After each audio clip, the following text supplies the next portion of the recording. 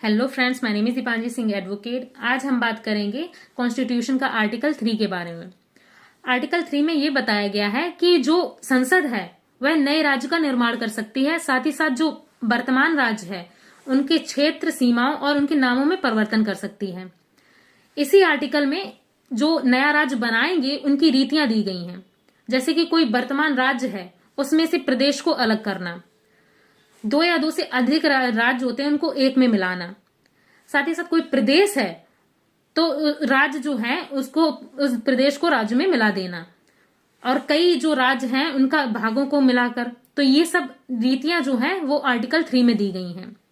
साथ ही साथ ये भी बताया गया है कि जो भारत में जो नया राज्य बनेगा उसके लिए एक प्रक्रिया होती है, संविधान संशोधन की प्रक्रिया। वह संविधान संशोधन की प्रक्रिया संसद में साधारण बहुमत द्वारा पारित होनी चाहिए। अब ये साधारण बहुमत क्या होता है? जैसे कि कुल जो सदस्य होते हैं उनका प्लस जो मतदान करेंगे और वहां उपस्थित होंगे उन सदस्यों का 2/3 बहुमत। तो ये जो होती है वो साधारण ये बहुमत वाली प्रक्रिया होती है। अब जो साधारण बहुमत वाली प्रक्रिया है उसके अंतर्गत अनुच्छेद भी आते हैं।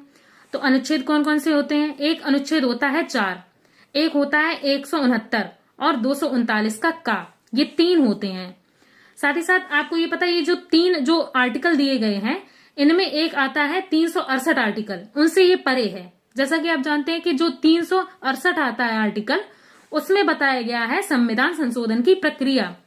जो प्रक्रिया होती है इसमें ये होता है कि आप जो आर्टिकल होते हैं उनको जोड़ सकते हैं, या संविधान संशोधन जब करते हैं तो किसी भी चीज को जोड़ सकते हैं, निरस्त कर सकते हैं। ये प्रक्रिया 368 में दी गई है।